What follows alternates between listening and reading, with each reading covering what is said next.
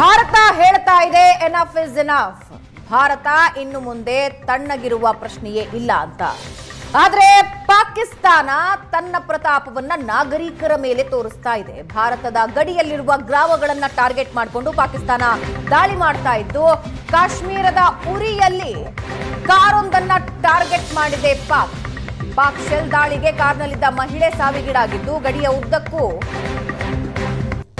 ಬುಲೆಟ್ಗಳು ಶೆಲ್ಗಳ ಅವಶೇಷ ಬಿದ್ದಿದೆ. ಗಡಿ ಭಾಗದ ಗಾಯಾಳುಗಳು ಆಸ್ಪತ್ರೆಗೆ ದಾಖಲಾಗಿ ಚಿಕಿತ್ಸೆ ಪಡಿತಾ ಇದ್ದಾರೆ.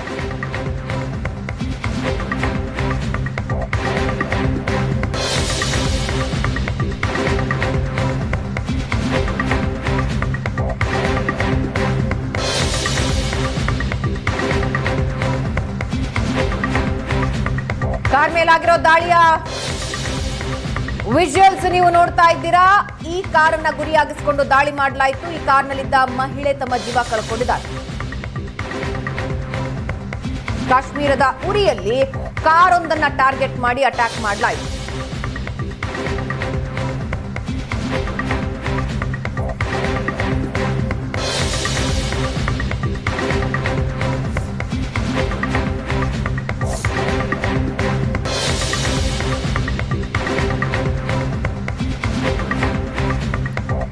ಕಾಶ್ಮೀರದ ಉರಿಯಲ್ಲಿ ಕಾರನ್ನ ಟಾರ್ಗೆಟ್ ಮಾಡಿ ಪಾಕ್ ಅಟ್ಯಾಕ್ ಮಾಡಿದೆ. ಈ ದಾಳಿಯಲ್ಲಿ ಮಹಿಳೆಯೊಬ್ಬರು ತಮ್ಮ ಜೀವ ಕಳ್ಕೊಂಡಿದ್ದಾರೆ. ಗಾಯಾಳುಗಳನ್ನ ಆಸ್ಪತ್ರೆಗೆ ಸೇರಿಸಲಾಗಿದೆ.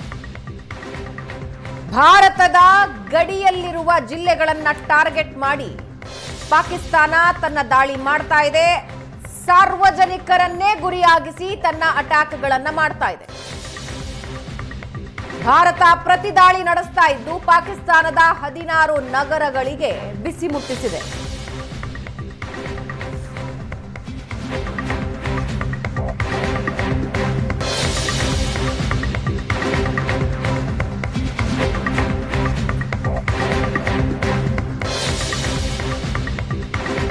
ಇದ್ರ ಬಗ್ಗೆ ನಮ್ಮ ಜೊತೆ ಮಾತನಾಡೋದಕ್ಕೆ ನಿವೃತ್ತ ಏರ್ ಕಮಾಂಡರ್ CS ಹವಾಲ್ದಾರ್ ಅವರು ಜಾಯ್ನ್ ಆಗಿದ್ದಾರೆ. ಸರ್ ನಮಸ್ಕಾರ.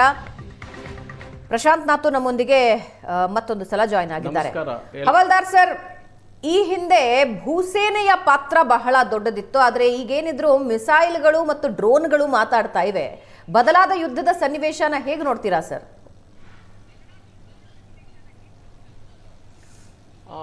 ನನ್ನ ದೃಷ್ಟಿಯಲ್ಲಿ 2 ದಿವಸದಿಂದ ಪಾಕಿಸ್ತಾನ ಮಾಡ್ತಕ್ಕಂಥ ದಾಳಿ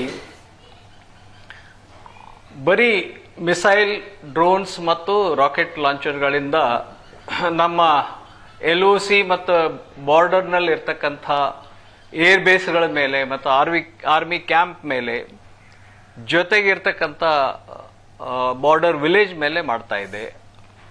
ಅಂದರೆ ಅದು ನೋಡಿ, ನಾವೀಗ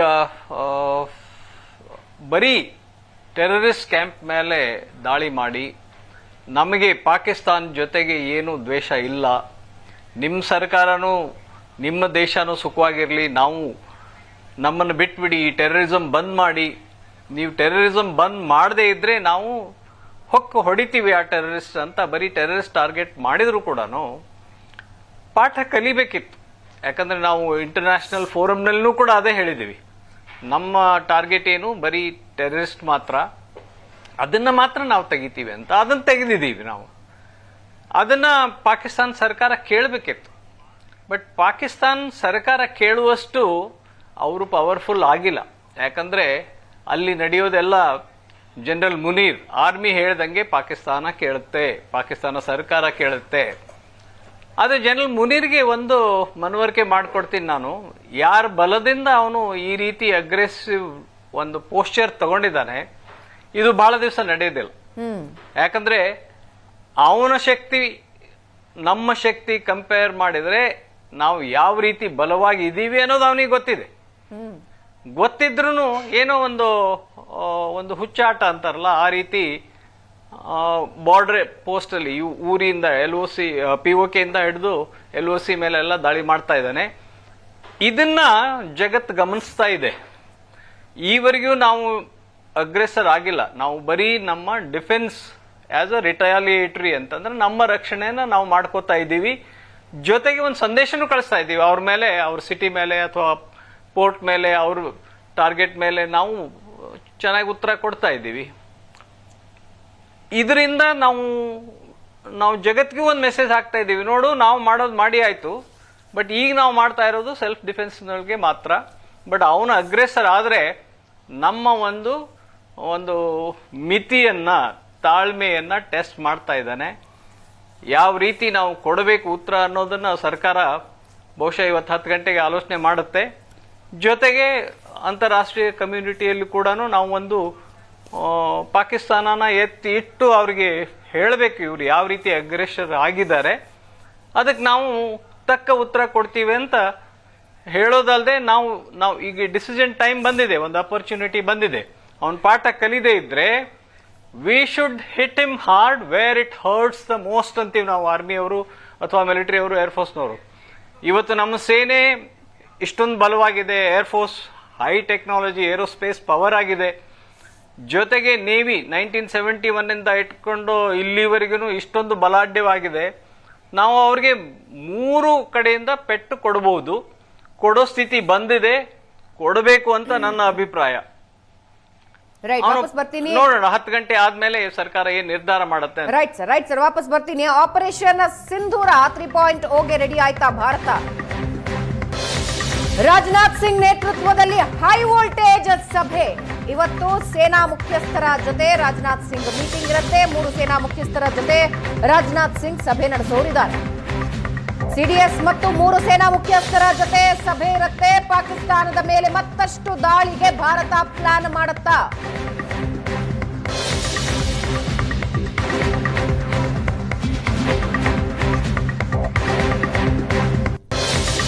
ನಿನ್ನೆ ಇಡೀ ರಾತ್ರಿ ಮಿಸೈಲ್ ಡ್ರೋನ್ಗಳ ಮೂಲಕ ಭಾರತದ ಮೇಲೆ ಪಾಕಿಸ್ತಾನ ದಾಳಿಗೆ ಯತ್ನಿಸಿದ್ದನ್ನ ನೀವು ನಮ್ಮ ಸ್ಕ್ರೀನ್ ನಲ್ಲಿ ನೋಡ್ತಾ ಇದ್ದೀರಿ. ಜಮ್ಮು, ಅಖ್ನೂರ, ಜೈಸಲ್ಮೇರ್, ಭುಜ್, ಬಾರ್ಮರ್, ಪಠಾಣ್ಕೋಟ್ ಸೇರಿದಂತೆ ಹಲವು ಭಾಗಗಳಲ್ಲಿ ಮಿಸೈಲ್ ಡ್ರೋನ್ ಮೂಲಕ ದಾಳಿಗೆ ಪಾಕಿಸ್ತಾನ ಪ್ರಯತ್ನ ಪಡ್ತು.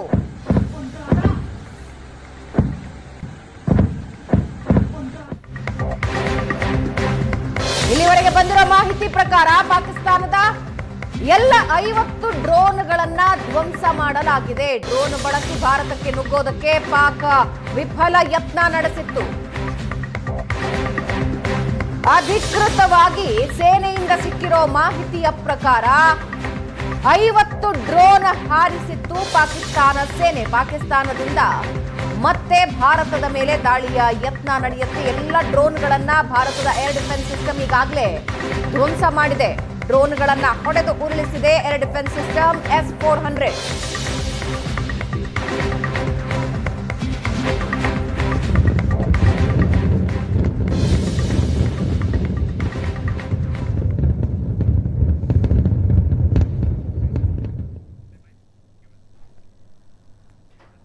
ಪ್ರಶಾಂತ್, ಈ ಹಿಂದಿನ ಸನ್ನಿವೇಶ ಮತ್ತು ಇವತ್ತಿನ ಸನ್ನಿವೇಶ, ಟೆಕ್ನಾಲಜಿ ಬದಲಾದ ಸನ್ನಿವೇಶದಲ್ಲಿ ವಾಯು ಮತ್ತು ನೌಕಾ ನೆಲೆಗಳ ಒಂದು ಇಂಪಾರ್ಟೆನ್ಸ್ ಹೆಚ್ಚಾಗಿ ಕಂಡು ಬರ್ತಾ ಇದೆ. ಸ್ಪೆಷಲಿ ಮಿಸೈಲ್ ಡ್ರೋನ್ಗಳ ಯುದ್ಧವೇ ಇನ್ನು ಮುಂದಿನ ದಿನಗಳಲ್ಲೂ ನಾವು ಕಾಣಬಹುದೇನೋ?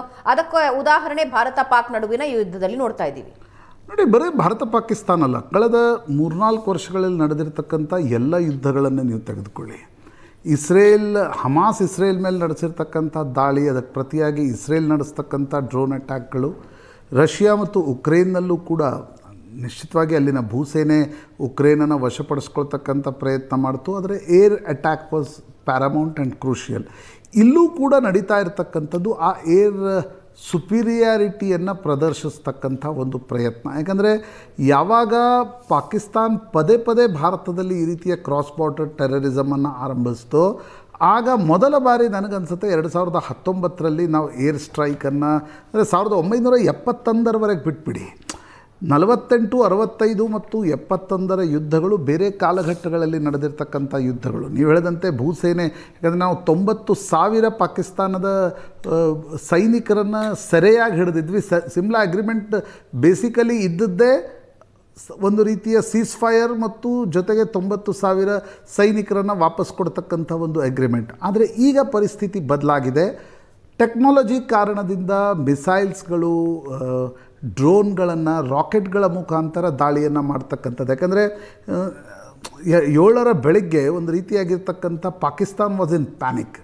ಯಾವಾಗ 1 ಗಂಟೆಗೆ ಭಾರತ ದಾಳಿಯನ್ನು ನಡೆಸ್ತೋ, ಪಾಕಿಸ್ತಾನದ ಸೇನೆ ಆ್ಯಸ್ ಯೂಸ್ವಲ್ ಒಂದು ಮಿಸ್ಇನ್ಫಾರ್ಮೇಷನ್ ಕ್ಯಾಂಪೇನನ್ನು ನಡೆಸ್ತು. ಇಲ್ಲ, ಭಾರತದ 5 ಜೆಟ್ಗಳನ್ನು ನಾವು ಹೊಡೆದುರುಳಿಸಿದ್ದೀವಿ ಅಂತಕ್ಕಂಥದ್ದು.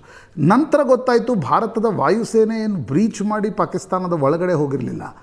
ಇಲ್ಲಿಂದಲೇ ನಾವು ಮಿಸೈಲ್ಗಳ ಮೂಲಕ, ರಾಕೆಟ್ಗಳ ಮೂಲಕ, ಮೊದಲನೇ ದಿನ ನಡೆದಿದ್ದು ಪ್ರಮುಖವಾಗಿ ಮಿಸೈಲ್ ಅಟ್ಯಾಕ್, ಅದನ್ನು ಪ್ಲ್ಯಾನ್ ಮಾಡಿದ್ವಿ. ಅದರ ಅರ್ಥ ಏನು ಅಂತಂದರೆ ಏರ್ ಸುಪೀರಿಯರಿಟಿ ಈಸ್ ವೆರಿ ಇಂಪಾರ್ಟೆಂಟ್. ಹಿಂದೆ 1980ರಲ್ಲಿ ನಮಗೆ ರಷ್ಯಾ ಯುದ್ಧ ವಿಮಾನಗಳನ್ನು ಪೂರೈಸ್ತಾ ಇತ್ತು.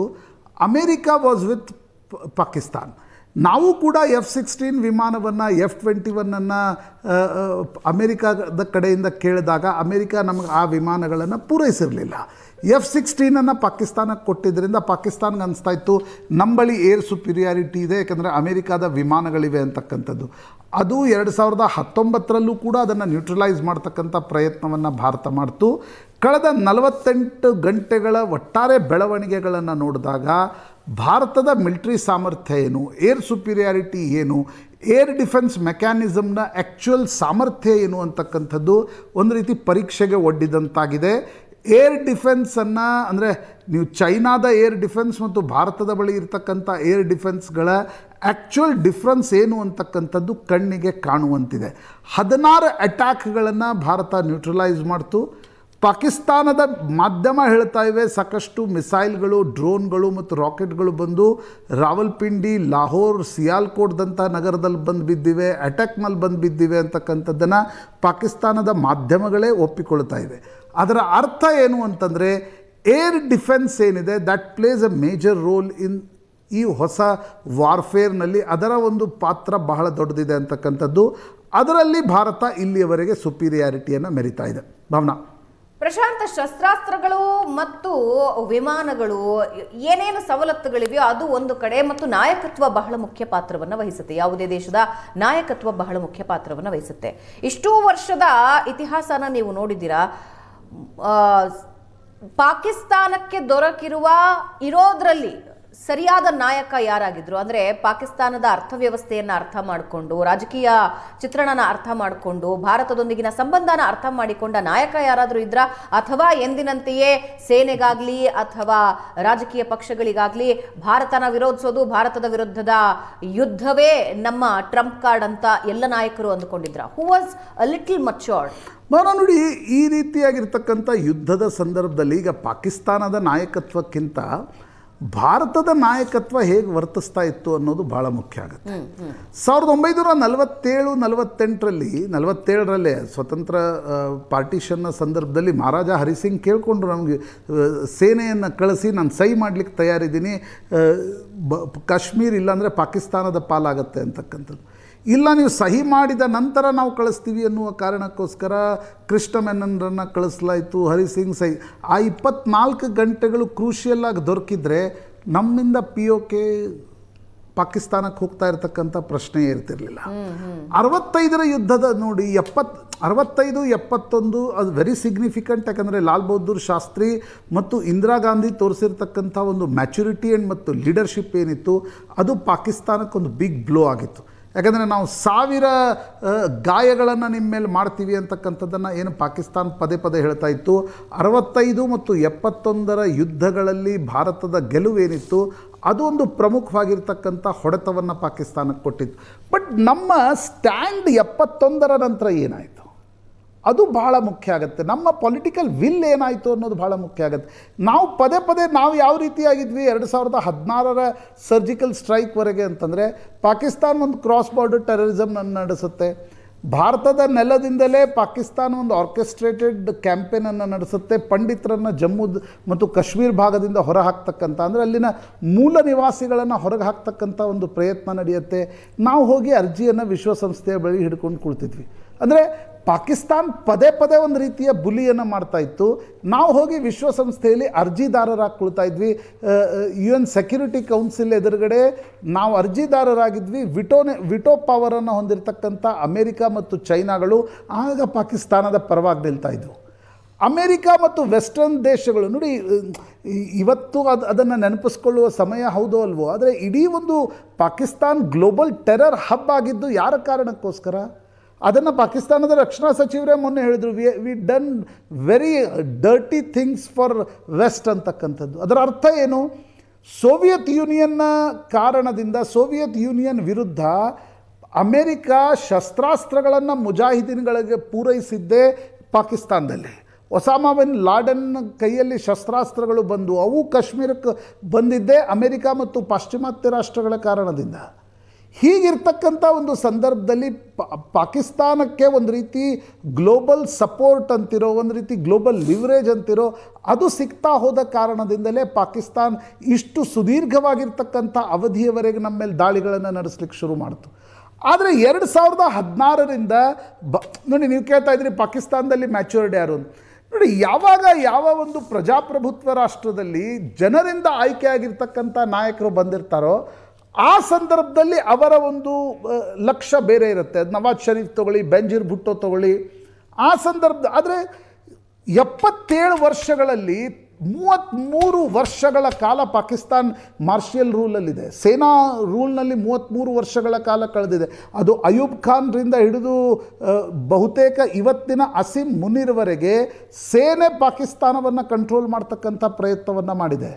ಆ ಕಾರಣದಿಂದ ಸೇನೆಯ ಅಲ್ಲಿನ ರಿಲೆವೆನ್ಸ್ ಇರ್ತಕ್ಕಂಥದ್ದೇ ಆ್ಯಂಟಿ ಇಂಡಿಯನ್ ರಿಟಾರಿಕ್ನ ಕಾರಣದಿಂದಾಗಿ. ಹೀಗಾಗಿ ಯಾವಾಗ ಅಲ್ಲಿನ political leadership strong ಆಗ್ತು.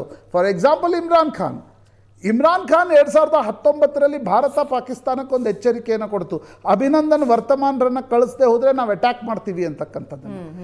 Imran Khan convinced military and send Abhinandan Varthaman back. 3 ವರ್ಷಗಳಲ್ಲಿ ಇಮ್ರಾನ್ ಖಾನ್ ಜೈಲಿಗೆ ಹೋಗಿದ್ದಾರೆ. ಪ್ಯಾರಾಮಿಲಿಟ್ರಿ ಕೂನ ಹೆಸರಿನಲ್ಲಿ, ಬೇರೆ ಬೇರೆ ಲ್ಯಾಂಡ್ ಡೀಲ್ಗಳ ಹೆಸರಿನಲ್ಲಿ. ಇದೇ ಅಸೀಂ ಮುನೀರ್ ISI ಮುಖ್ಯಸ್ಥರಾಗಿದ್ದಾಗ ಇಮ್ರಾನ್ ಖಾನ್ ವಿರುದ್ಧ ಈ ಪ್ಯಾರಾಮಿಲಿಟ್ರಿ ಕೂನ ಒಂದು ಆರೋಪವನ್ನು ಮಾಡಿದರು. 14 ವರ್ಷಗಳ ಜೈಲು ಶಿಕ್ಷೆಯನ್ನು ಅನುಭವಿಸ್ತಾ ಇದ್ದಾರೆ. ಬೆಂಜೀರ್ ಭುಟ್ಟೋ ಪಾಕಿಸ್ತಾನದಲ್ಲೇ ಒಂದು ಸಾರ್ವಜನಿಕ ಕಾರ್ಯಕ್ರಮದಲ್ಲಿ ಮಾತನಾಡುವಾಗ 2008-9 ಅನಿಸುತ್ತೆ, ಬಾಂಬ್ ಅಟ್ಯಾಕ್ನಲ್ಲಿ ಬೆಂಜೀರ್ ಭುಟ್ಟೋ ತಮ್ಮ ಪ್ರಾಣವನ್ನು ಕಳೆದುಕೊಂಡರು. ಜುಲ್ಫಿಕರ್ ಅಲಿ ಭುಟ್ಟೋ, ಬೆಂಜೀರ್ ಭುಟ್ಟೋ ತಂದೆ ಜೊತೆ ಏನಾಯಿತು ಅಂತಕ್ಕಂಥದ್ದನ್ನು ಜಗತ್ತು ನೋಡಿದೆ. ಹೀಗಾಗಿ ಪಾಕಿಸ್ತಾನದ ಮುಖ್ಯ ಸಮಸ್ಯೆ ಇರ್ತಕ್ಕಂಥದ್ದು ಅಲ್ಲಿನ ಸೇನೆ. ಅಲ್ಲಿನ ಸೇನೆ ಆಗಾಗ ಈ ಕೂಗಳನ್ನು ನಡೆಸುತ್ತೆ. ಅಲ್ಲಿನ ಪೊಲಿಟಿಕಲ್ ಲೀಡರ್ಶಿಪ್ಗಳನ್ನು ಸೈಡ್ಲೈನ್ಗೆ ತಳ್ಳಿ ಮಾರ್ಜಿನಲೈಸ್ ಮಾಡಿ ಆ್ಯಂಟಿ ಇಂಡಿಯಾ ರಿಟಾರಿಕ್ ಮಾಡ್ತಕ್ಕಂಥದ್ದೇ ತನ್ನ ರಿಲೆವೆನ್ಸನ್ನು ಪಾಕಿಸ್ತಾನದಲ್ಲಿ ಉಳಿಸುವುದಕ್ಕೋಸ್ಕರ. ರೈಟ್. ವಾಪಸ್ ಬರ್ತೀನಿ ಪ್ರಶಾಂತ್, ಒಂದು ಚಿಕ್ಕ ಬ್ರೇಕ್.